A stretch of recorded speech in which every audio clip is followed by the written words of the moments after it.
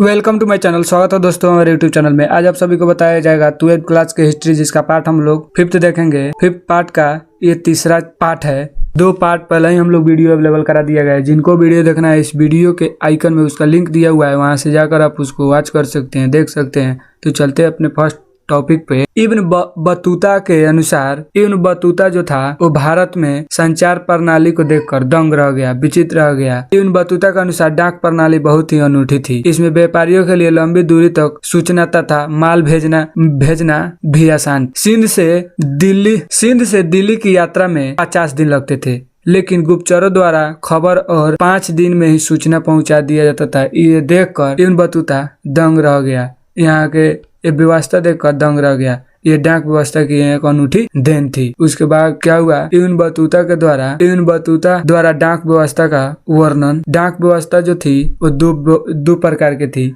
एक अश्व डाक व्यवस्था थी, एक पैदल डाक व्यवस्था थी। अश्व डाक व्यवस्था में क्या होती थी, घोड़े से संदेश आदान प्रदान होता था। और पैदल क्या होता था कि पैदल में होता था जो प्रत्येक 3 मील पर कोई दूसरा व्यक्ति उस संदेश ले जाकर अपने संदेश दूसरे व्यक्ति को ले जाकर, उसके बाद ऐसे होता था 3 खंड होता था। उसके बाद राजाओं के पास संदेश प्राप्त होता था। और अश्व में क्या होता था, प्रत्येक 4 मील पर ये अपना घोड़ा कुछ बर्नियर तथा अपविकसित पूर्व। बर्नियर ने जो देखा उसकी तुलना यूरोप से किया। यह वही कहता था कि भारत की स्थिति अच्छी नहीं है। उसका विचार नीति निर्माताओं तथा बुद्धिजीवी के वर्ग को प्रभावित करने तथा ताकि यह सुनिश्चित किया जाए कि ऐसे निर्णय ले जो सही है। बर्नियर तथा अपविकसित पूर्व। बर्नियर ने जो देखा उसकी तुलना यूरोप से किया। वहीं यह कहता था कि भारत की स्थिति अच्छी नहीं है।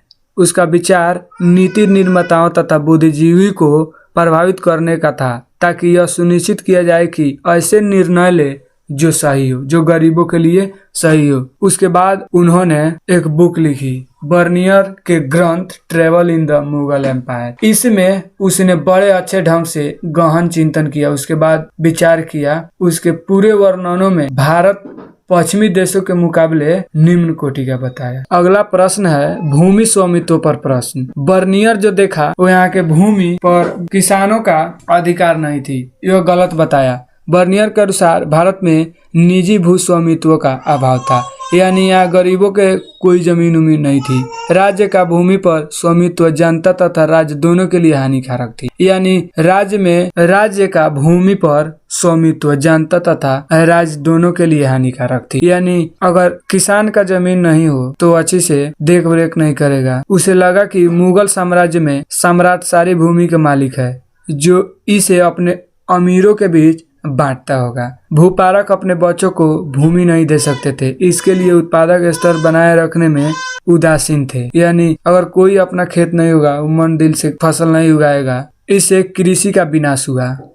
किसानों का उत्पीड़न होता था, यानी राजाओं द्वारा उस पर शासन किया जाता था। समाज के सभी वर्गों का जमीन स्तर अच्छा नहीं था। बर्नियर ने भारतीय समाज का दरिद्र लोगों का समूह बताया, यानी ऐसा समूह गरीब लोगों का एक जन समूह बताया। बर्नियर ने कहा एक ऐसा अमीर वर्ग है जो अल्पसंख्यक है, यानी धनी व्यक्ति बहुत कम है। उसने गरीबों को अपने अधीन बनाया है, यानी वह शासन करते थे गरीबों पर। या तो बहुत अमीर लोग हैं या तो बहुत गरीब लोग। भारत में मध्य स्थिति के लोग नहीं है। उसने कहा राजा भिखारी और क्रूर लोगों का राजा है, यानी राजा तो जो थे वो गरीब और क्रूर लोगों पर अपना अधिकार जमाते थे। शहर खराब है, नगर दूषित है, प्रदूषण थी, खेत झाड़ीदार तथा घातक दलदल से भरे थे। इनका सिर्फ एक कारण था, राजकीय भू स्वामित्व। लेकिन हैरानी की बात यह है कि एक भी सरकारी मुगल दस्तावेज नहीं बताता है कि भूमि का एकमात्र स्वामी पर अधिकार है।